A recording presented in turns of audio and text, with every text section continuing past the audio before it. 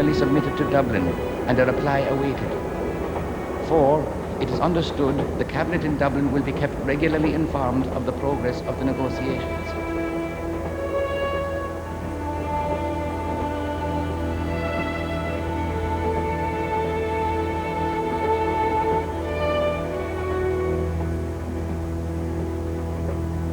The treaty continues after the news.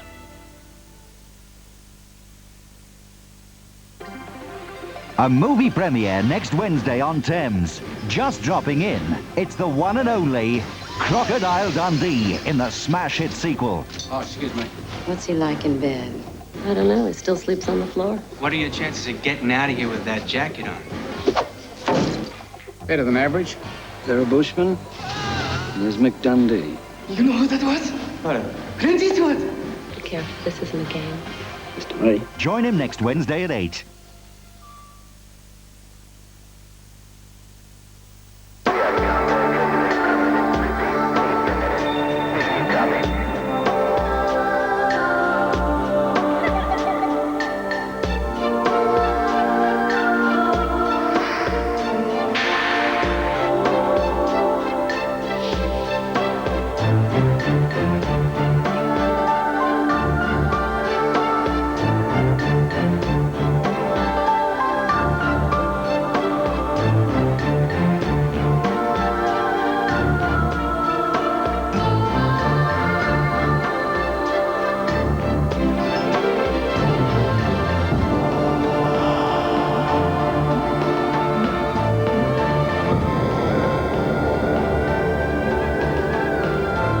Every minute of every day, Eagle Star opens 8 insurance policies for people all around the world. Eagle Star covers your world.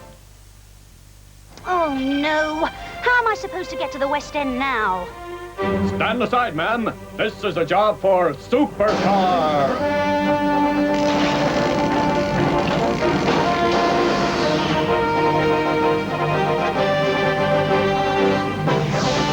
Is it a train? Is it a tube? Is it a bus? Yes.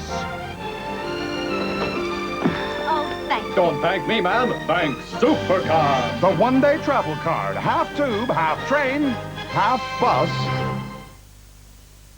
£30 call-out charge, £18 an hour labour, plus VAT. Are you fed up with paying extras on jobs you could do yourself? What you need are the Fix-It files. Home Fix-It builds each week to help make home repair and improvements really easy. Stop a dripping tap without bang a washer. And when your car won't start, Car Fix-It will show you where to start. Diagrams and instructions show how to cope with all problems. The Fix-It files, for what to do when things go wrong, and how to put them right. And they'll save you money. Home Fix-It and Car Fix-It. To special order, a handcrafted pure wool pile Chinese rug like this costs £206, but Alder's sale price is just £85, below half the Alder special order price. And in Alder's sale, there are hundreds more Chinese rugs at below half price. So whatever size, shape or colour you're looking for, you'll find it in Alder's sale. Croydon, Bromley, Sutton and at all great Alder's department stores. All together, a better sale. All together, Alders. Because a dose of other cough medicine only works for a few hours, Beecham have developed cough caps, a capsule that gives up to 8 hours cough relief, day or night. They blindfolded me and put me into the car. Go on. They found the microfilm. The courier was the old zither player. They left the city by St. David's. He used a phone. He dialed 081 800 9101. Then, funny, they just let me go. Anything else? Yes, the car. It was a Citroën ZX. How do you know? I just know. The Citroën ZX. Everything about it says quality. Tomorrow, the case continues for Taggart. It's a real nest of vipers we have here. Something you want to steal, something you how to handle them.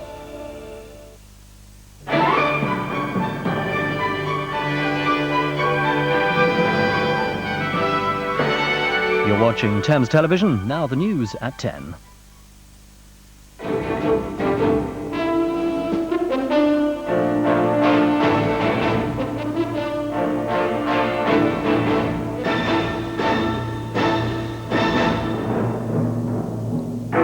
The Supergun, government accused over arms smuggling and murder. Strangeways riot prisoners deny killing an inmate. Croatia and Slovenia celebrate their recognition on Yugoslavia's death. President Bush desperately seeking success in New Hampshire. And where some British cancer treatment is a lottery. Good evening. The Briton who managed the Iraqi Supergun program told MPs today that British intelligence knew about it all along. He said if the British government didn't know, there'd been a bureaucratic foul-up. Dr. Christopher Cowley also said he believed his former boss, the man who designed the supergun, was murdered by Israeli intelligence with the connivance of Britain and America. Giving evidence to a Commons committee, Dr. Cowley said the two British firms who made parts for the supergun barrel hadn't known what they were making. Tonight, Labour said the Prime Minister should say what ministers knew and when they knew it. Dr. Christopher Cowley claims that the British government knew that steel pipes made in Britain were destined for the Iraqi supergun, but he told MPs commercial expediency superseded foreign policy. Dr. Cowley worked for the supergun's inventor, Dr. Gerald Bull, who was shot dead by an assassin in Brussels in March 1990. Dr. Cowley claimed that Dr. Bull was murdered by the Israelis, alarmed by the sale of the supergun to Iraq. I believe Mossad murdered. By murdering Bull, they sent a very significant signal to Western companies that enough was enough. He claimed Israel wouldn't have acted without American approval and that the British government and security services were involved. And I believe MI6 is basically out of control in some areas. So your evidence to this committee is that the British government connived and the American government approved of the murder of Dr. Bull. Is that a fair summary of your evidence? Yeah, I would believe that. Yes. And are there any other Western governments that are implicated in this? The Belgian government. Belgian government. So that's 3 Western governments. Have you any evidence at all to substantiate these remarks? No. I'm obliged. A month after Dr. Bull's death, customs officers seized 8 sections of a supergun, but others were already in Baghdad. Saddam Hussein dreamed of using the gun to attack Israel, but it was destroyed under United Nations supervision after the Gulf War. Dr. Cowley lied to 2 British companies, Sheffield Forgemasters and Walter Summers, who believed they were making steel pipes for Iraq's petrochemical industry. It was the policy of Dr. Bull's at this time, until a contract was signed, that no company would in fact be informed of what they were being asked to tender for. Tonight, Labour is challenging the Prime Minister to make a statement. He must tell us what government ministers knew, when they knew, and why materials that were targeted on British troops during the Gulf War went from Britain to Iraq in breach of the arms embargo. Dr. Cowley's evidence has reopened the debate into just how much the government really did know about the supergun affair. A confidential military report says ministers and civil servants interfered too much in British commanders' decision-making during the Gulf War. The Press Association news agency, which has seen a copy, said some requests from military commanders were rejected because they were too expensive. 3 widows of RAF men killed during the war said they were more hopeful of getting money from the Gulf Trust, donated by the public, after talking to the Armed Forces Minister, Mr. Archie Hamilton. The Gulf War saw the biggest deployment of men and military hardware undertaken by the British forces since World War II. Although the operation was successful, today's report highlights a number of clashes between the military men and the politicians during the conflict. In one instance, the report claims military commanders sent extra troops out to the Gulf without full government approval. When ministers found out, they ordered the men home immediately. Naval officials complain ministers refused several requests to send the carrier Ark Royal to help the embargo operation against Iraq on the grounds of cost. That decision also meant that Sea King helicopters were late arriving in Saudi Arabia, since they were to have been transported on board the Ark Royal. Labour say the confusion was caused by Tory penny pinching. This is a very important report, and it's one which raises a lot of serious questions about the ability of this government to handle the defence issue. And certainly what has emerged is that it wasn't the War Cabinet which won the Gulf War. It was their troops. I say quite frankly, mistakes were made, and there were disagreements, but overall, thank goodness, it went, and this is a tribute to the team that were involved, it went extremely well, and the country knows the outcome. While the government was defending its operational record in the Gulf, ministers also found themselves under fire from war widows for their handling of the Gulf Trust Fund. The public donated £3 million for those who suffered during the conflict, but so far, only a fifth of the money has been paid out. 3 RAF widows protested to the Armed Forces Minister that they have to be means-tested to claim any money. He promised to review the worst aspects of the process. It was a very positive meeting and we were encouraged by it. Compensation would only be fitting for a lost husband who died for his country. My husband is still a hero and he will always be a hero. And I think that's all we've got to say. Thank you very much. Above all, Liz Weeks wants to guarantee the education of her 5-year-old daughter, Amy, and the future of all the children who lost their fathers in the Gulf. 5 prisoners went on trial at Manchester Crown Court today, charged with the murder of a fellow inmate killed during the Strangeways riot in 1990. He was said to have been beaten and thrown over a balcony after the rioters stormed the cells of sex offenders and child abusers. The 5 men pleaded not guilty. They and 3 other men also denied riot. While rioting prisoners set to work to destroy as much as possible of Strangeways jail, in the prison itself the crudest form of justice was being meted out. Brian Levison QC outlined to Manchester Crown Court how sex offenders segregated in an E-wing became targets. In the prison hierarchy, they were the lowest form of life, he said, and were subjected to horrific attacks. Mr. Levison then described how the mob smashed down cell doors on E-wing and beat up the inmates. As some terrified prisoners began to pray, believing they were going to die. One man even tried to slash his own wrists with a razor blade. Derek White never recovered from his beating. He died 3 days later in hospital. In court, 8 former Strangeways inmates, all accused of riot, 5 accused of murder. Among them, Paul Taylor, alleged to have been the man who sparked off the riot by taking control of a Sunday morning chapel service. Strangeways chaplain Noel Proctor played a tape recording he'd made of the service as the prisoners overcame prison officers. He was heard calling for calm. Instead, he got abuse. "Come on, lads," he told them, "this is no way to behave in God's house." Mr. Justice Mantell today warned the jury that the trial would last several months. It resumes again tomorrow. Jim Buchanan, News at 10, Manchester Crown Court. The government's senior law officer, the Attorney General, went to court himself today to challenge a magistrate's ruling that police involved in the Guildford 4 conviction could not be prosecuted. The magistrate had said the 3 officers couldn't get a fair trial. The Attorney General, Sir Patrick Mayhew, said discharging the officers was plainly and demonstrably wrong. Labour and Liberal Democrats both said today they would pick up support because of rising unemployment in the south of England, the Conservative heartland.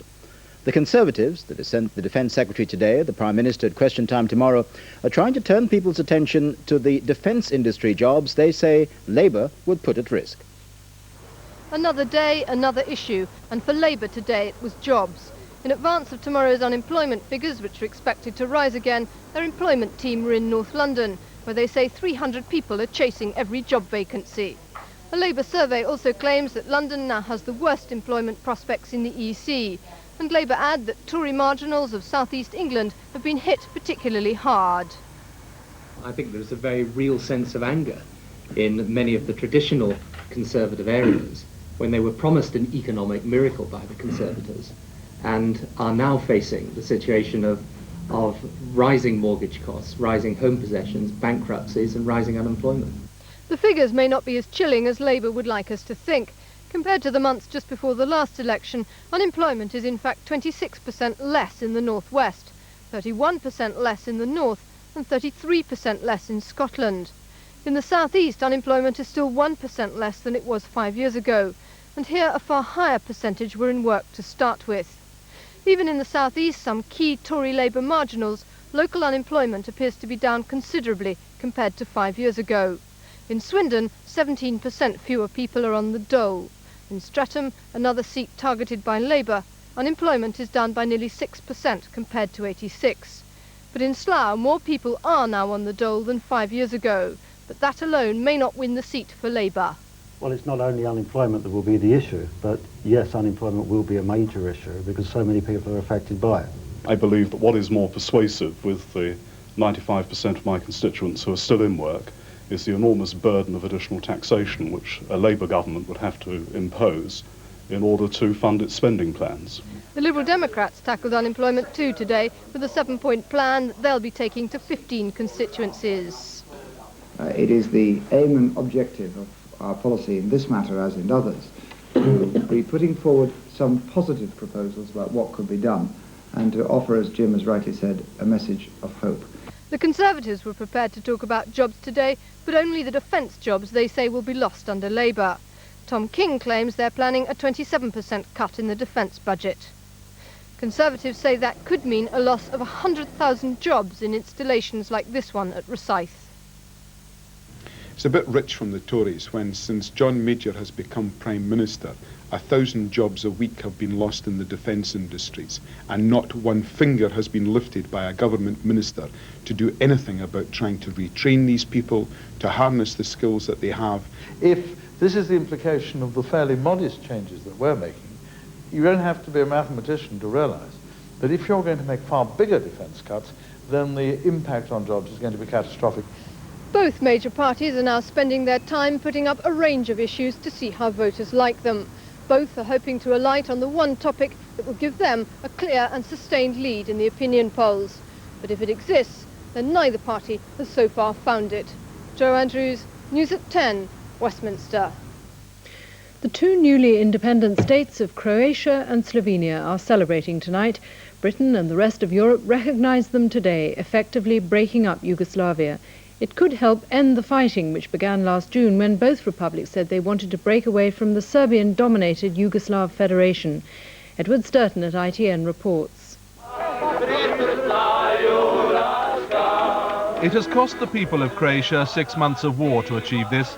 They declared their own independence last June. Today came the diplomatic blessing from Western Europe. And in the crowds on the streets tonight, the German flag flew alongside that of the new state. It was Germany's determination to force the pace of the recognition process that compelled the rest of Europe to act. German embassies were being opened in Slovenia and Croatia even before the final community decision had been taken.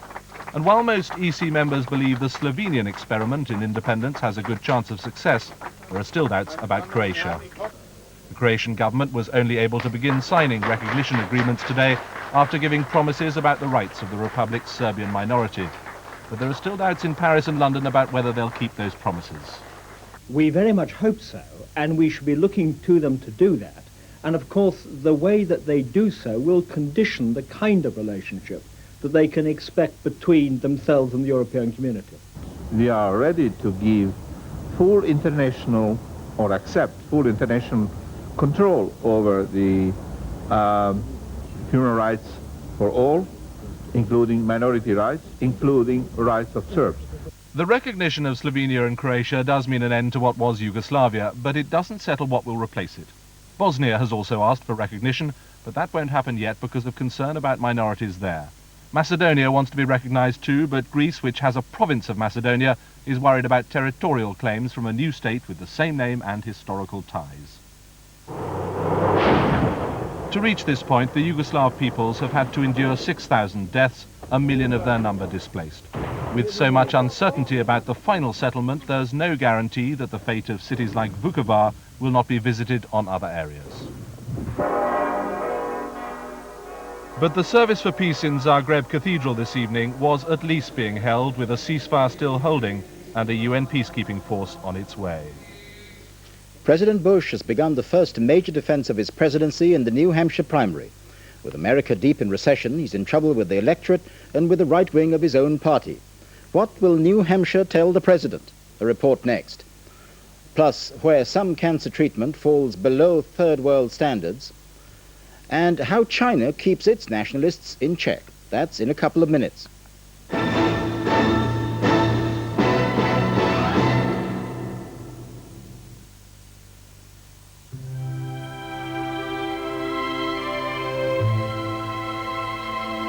The minute I first set eyes on her, I knew. After 2 minutes in the jeweller's shop, I knew. And when she was not absolutely sure, but I knew. Or I thought I knew. I knew. 2 buggies, 2 trikes, 2 bikes, 1 school, twice. So the night she said, do you think we should maybe, you know? I knew. If you're in the know, if you know that taking care of life's expenses depends on careful saving and investment, you're in the Norwich.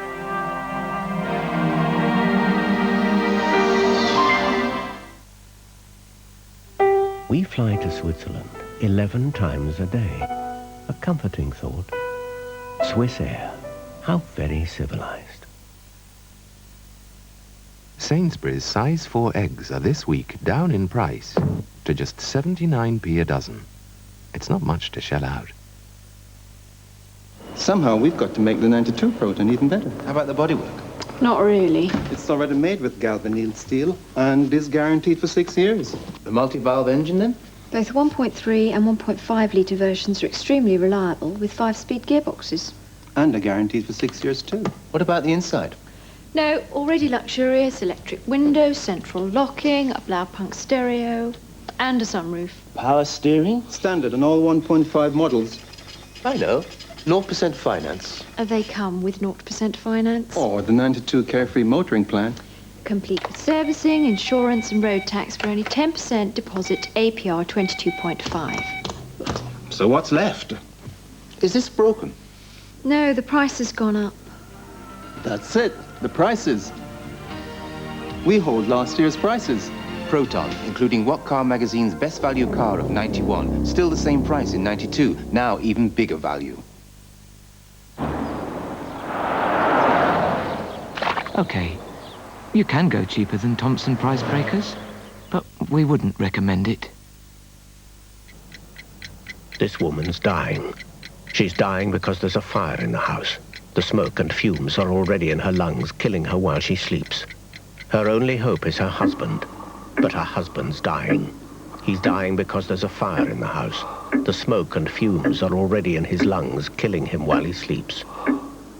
His only hope is Max. But Max is dying. He's dying because there's a fire in the house. Wake up. Get a smoke alarm.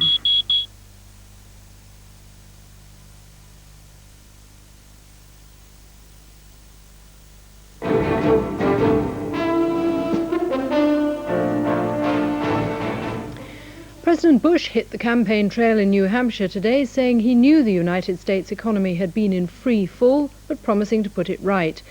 The New Hampshire primary in a month's time is the first real test of his popularity or lack of it.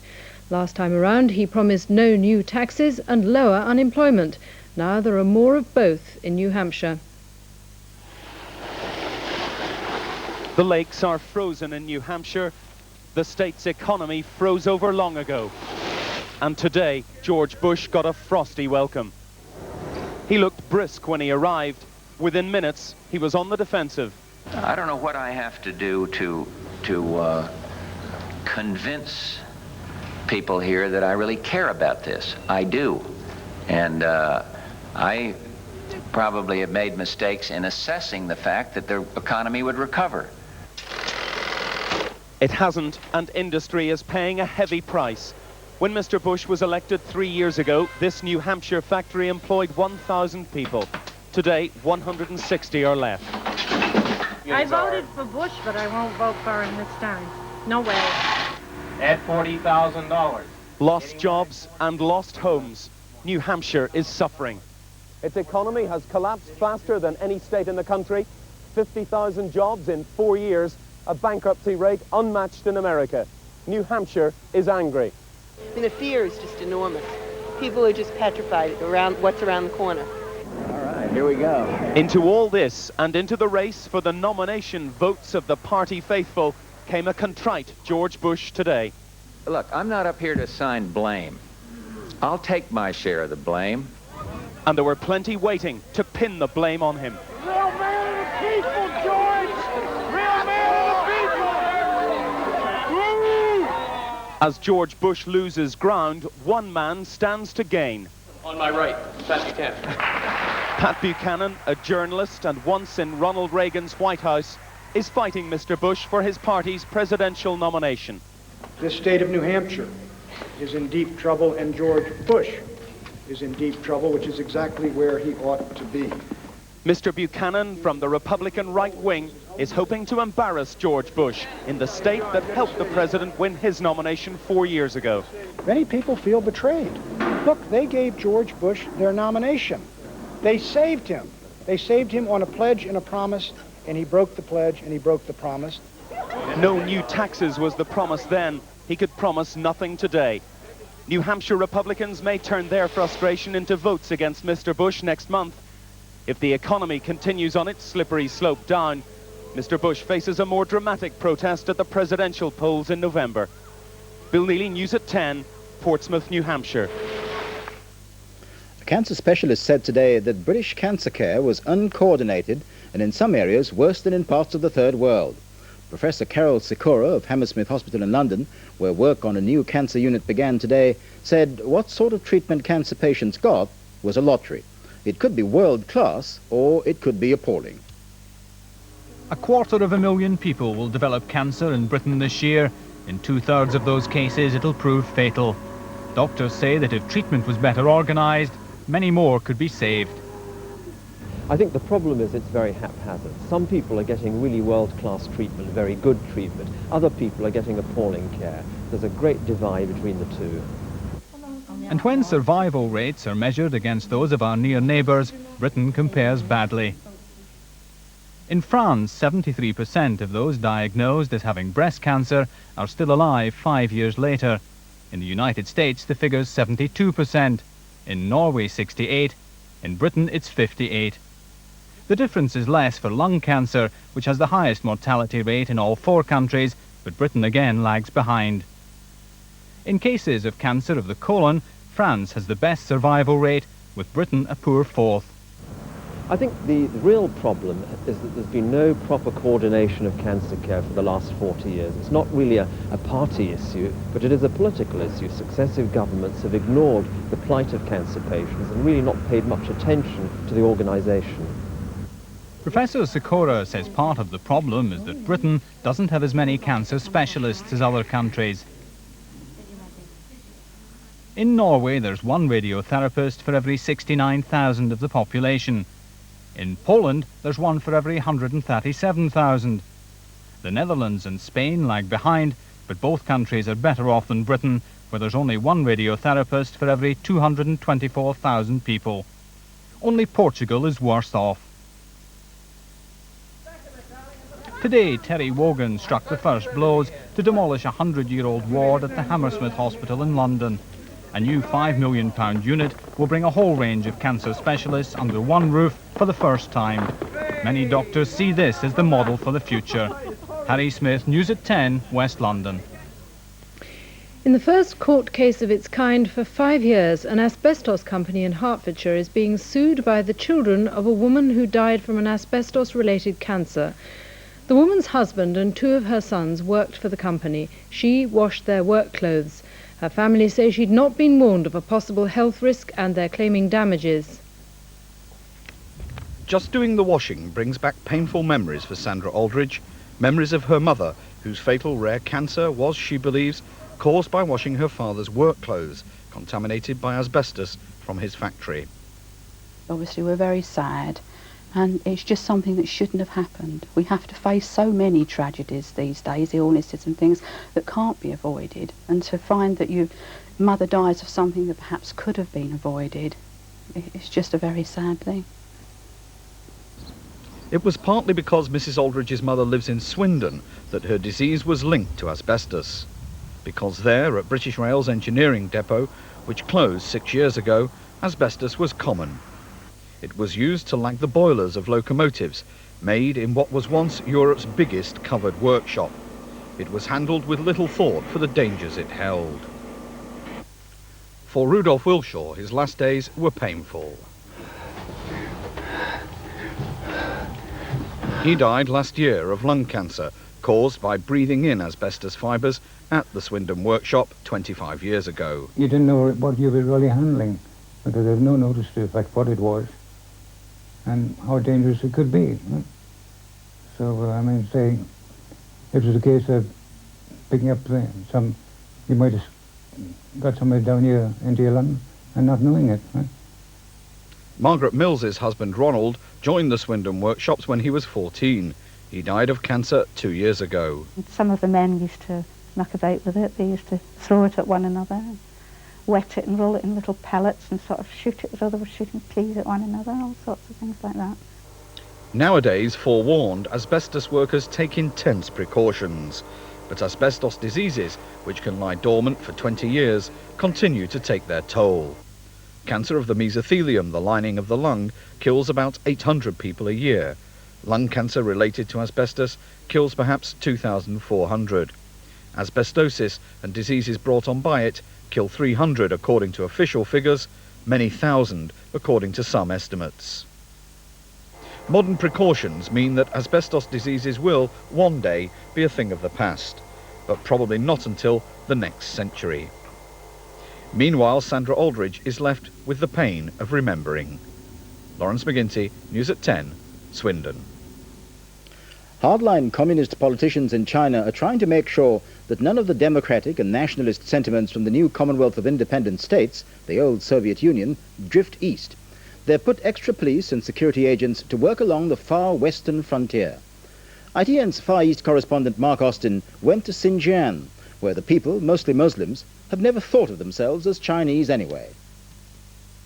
This is communist China's remote western border, 2,000 miles from Beijing and a world away from the China we know.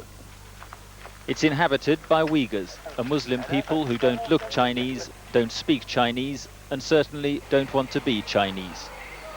Here, rebellion smoulders, as it has for more than a century.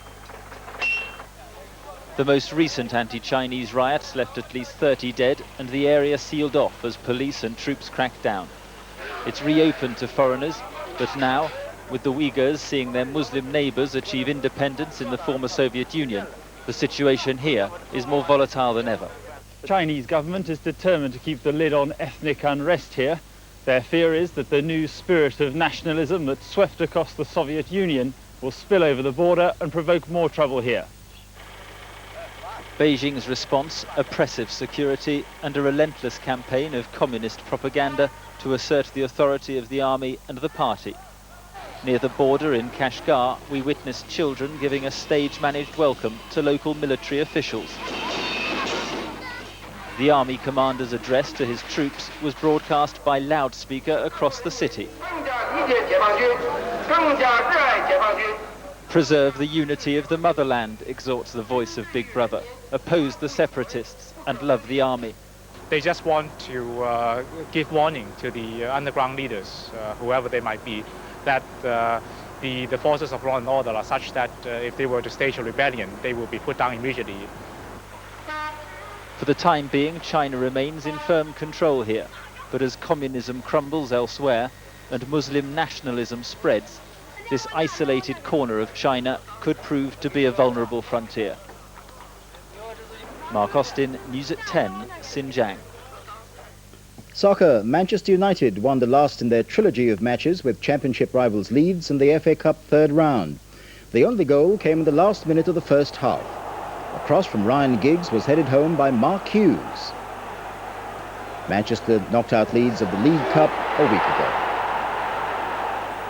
In the third round replays, Hartlepool 0, Ipswich 2. Leyton Orient 4, Oldham 2 after extra time. In the Barclays League Division 2, Charlton 0, Wolves 2. In the B&Q Scottish League Premier Division, Dunfermline 0, Airdrie 0. And tonight's main news again. The British scientist who helped the Iraqis develop and build the supergun has told MPs that British intelligence and probably ministers too knew about it all along. Dr. Christopher Cowley also claimed that Britain and America had connived in the murder of Dr. Gerald Bull, who designed the gun. And some news just in. Scotland Yard have just said they've seized £20 million worth of forged Dutch guilders. It's the biggest quantity of counterfeit money ever seized in Britain. That's News at 10 tonight. From Julia and from me, good night.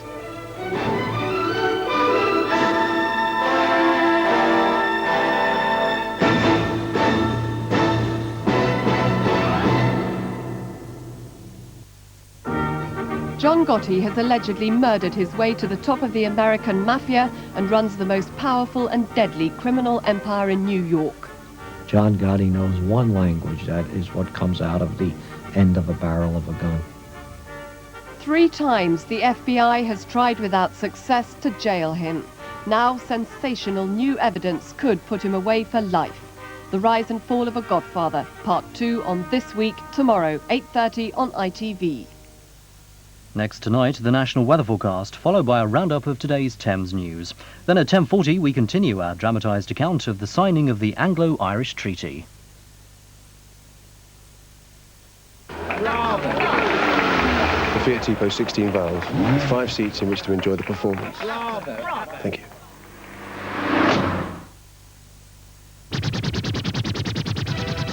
Some people find house moving really tough, but with Barratt you could sell your house in 7 days when you part exchange to Barratt Luxury. Barratt offer premier quality at unbelievable prices, plus many extras at no extra cost. And for peace of mind, there's a new 3-year mortgage protection plan. For your free information pack, ring Barratt free on 0800 20 30 40. The lines are open now. Yes? Oh, are you there? I'm interested in this washing machine. I'm sorry, madam, this one's been reserved. Reserved? Yes, by Mrs. Jones. She telephoned earlier this morning. Oh, young man, could I take this one, please? Certainly. Sorry, George. Eh? I want to... That's reserved. Mrs. Jones has just phoned. That's been decided. I take it. Sorry, madam. Mrs. Jones reserved this by phone. He's here again with his Mrs. Jones. If you want the best of the bargains, phone first. Is this also reserved for Mrs. Jones? No, madam. Would you like it? No, thank you. Not good enough for Mrs. Jones. It's not good enough for me.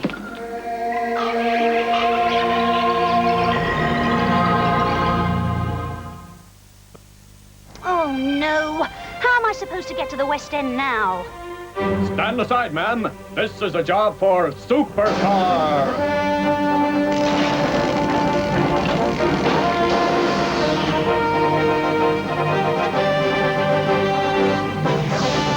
Is it a train? Is it a tube? Is it a bus? Yes. Don't thank me, ma'am. Thank Supercar. The one-day travel card. Half tube, half train, half bus. If Christmas made you feel the way I used to look, remember, far more people lose weight at Weight Watchers than at any other slimming club.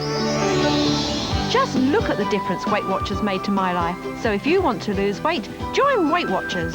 Join now and you'll save £8 because during January, registration is free. Join Weight Watchers now and save £8. For your nearest meeting, phone 071 491 1929 or see Yellow Pages. Do you pay labour charges for simple jobs on your car?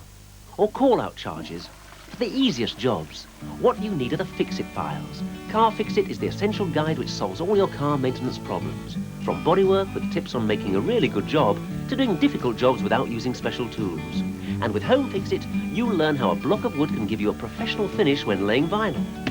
So for all the jobs in your home or on your car, get Car Fix-It or Home Fix-It. Just a reminder to say, for the perfect curry, use Home Pride Curry Cooking Sauce. It's everyone's favourite. It's not mine. What? This elephant you found is not mine. Oh. Word of warning. It's very easy to get lost in the back of a Fiat Tempo station wagon. Thank you.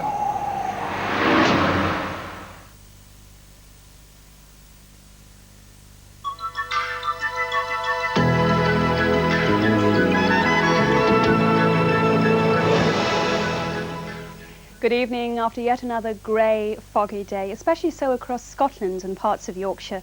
And indeed, if you are having to get out and about on the roads tonight, do please take heed of what the police say and slow right down. So there was a lot of cloud around today. Just how much we see here on our CloudScan sequence. A lot of the country was enveloped in that grey, thick cloud, but there were a few chinks coming through, mainly in northeastern England and eastern Scotland, so it wasn't a complete write-off.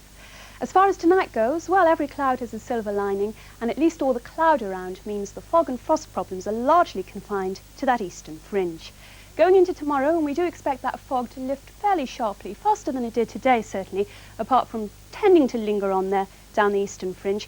Elsewhere, it's very much a case of cloudy skies, a dull and rather depressing feel to things, with coastal drizzle and some hill drizzle as well. But all's not lost, because the winds actually start picking up, northwesterlies, and these in turn bring brighter, drier conditions to the far north, although I'm afraid the south ends the day on the same dismal, grey and rather depressing note. As far as temperatures go tomorrow, a shade better than they were today, as a yardstick round about the 6 degrees mark, which, if you prefer your temperatures in Fahrenheit, is 43. But the wind starts picking up in the very far north. That's all from me. Good night. Entertainment for Thursday night on Thames. At 7:30 there's comedy in fresh fields as Hester discovers a new form of transport. At 8, Possible. the Bill tracked down some illegal immigrants. Stay! There's another one on left! These are new trousers. Taggart's at 9. It's a real nest of vipers we have here. Something you want to steal. Something you have to handle them. It's Too Hot to Handle, tomorrow night on Thames.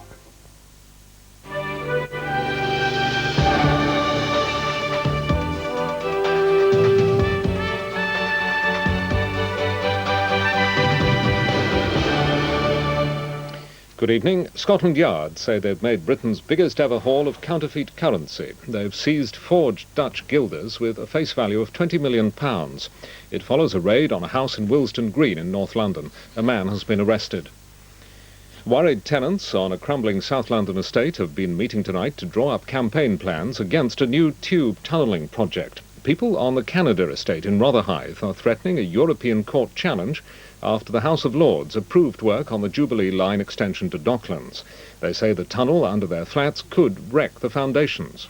An emergency meeting tonight on the Canada estate. There's shock and disbelief at the decision of the House of Lords Committee to reject residents' protests and give the go-ahead to the £1.3 billion extension of the Jubilee line to Docklands.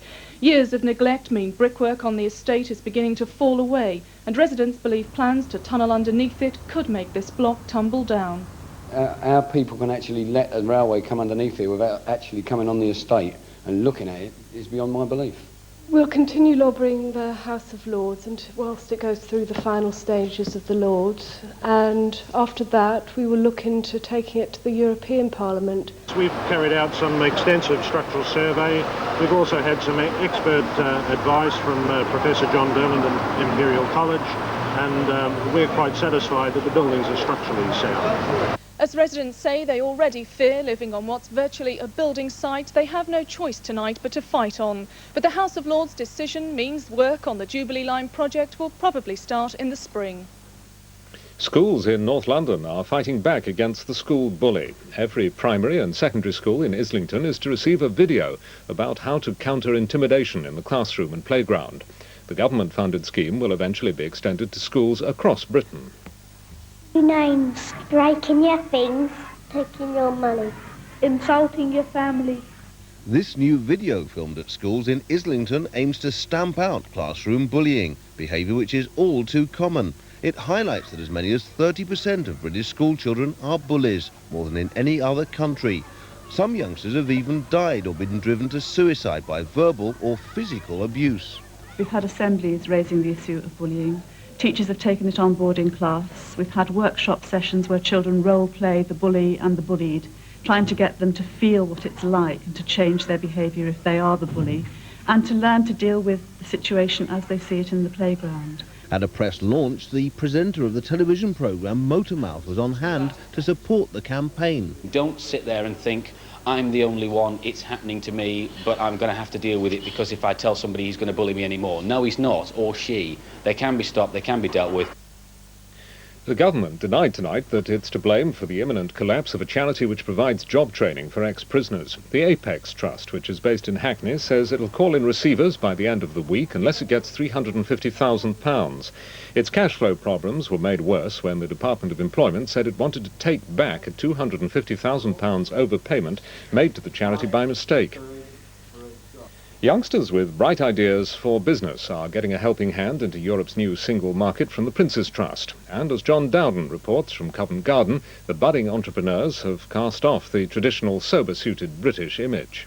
Europe aims to provide finance and expert backup for young people interested in taking their business and cultural ideas to the continent.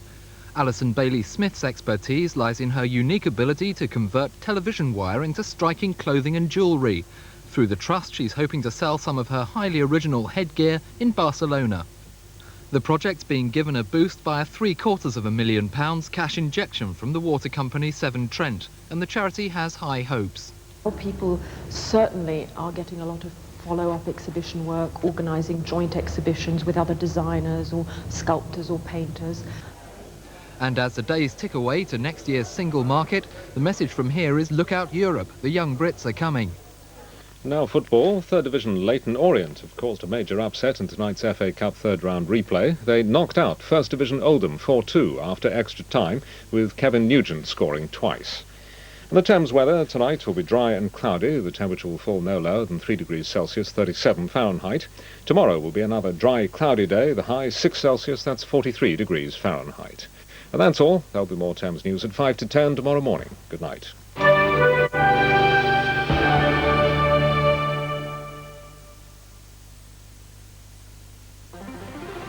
A movie premiere for next Wednesday on Thames. It's the return of the Outback's finest export, Crocodile Dundee. Don't try to stop me. I don't want to stop you, I just want to get past. What are you doing up there? You scared me. This is more of you. What are your chances of getting out of here with that jacket on? Better than average. You gotta be Dundee. He's on form in Manhattan, and just wait till he's in action in the bush. Take your brow off. It's hardly the time.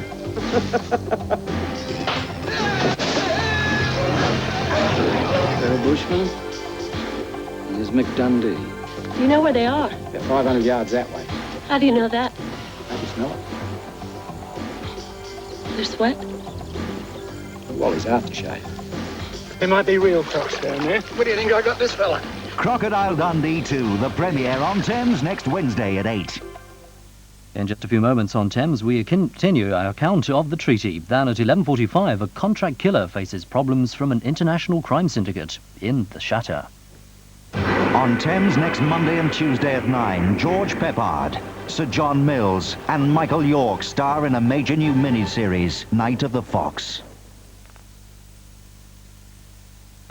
Toilet Duck cleans all round your toilet, killing germs right under the rim and leaving it smelling really fresh. Toilet Duck Fresh. Everywhere you look, there's another brilliant picture waiting to be taken. But if you want to get it right, you'd better get CameraWise. It's full of practical advice and expert tips, like how to take action shots with different kinds of camera, and how to avoid silhouettes by using flash when shooting into the sun. It also tells you about camcorders and how to plan your shots for a better video. If you want to get it right every time, you'd better get CameraWise. Part 1 is on sale now. On January 1st, the tyre law changes. So, with new steel radials from just $14.95 and world-famous Firestones from only $19.95, get down to Quick Fit now. Since Ronnie has started using Clarets, he's got rid of his old bird and got himself a fashion model. Clarets, the breath freshener with Actisol. Tomorrow, the case continues for Taggart. It's a real nest of vipers we have here. Something you want to steal, something you how to handle them. Now we continue the treaty.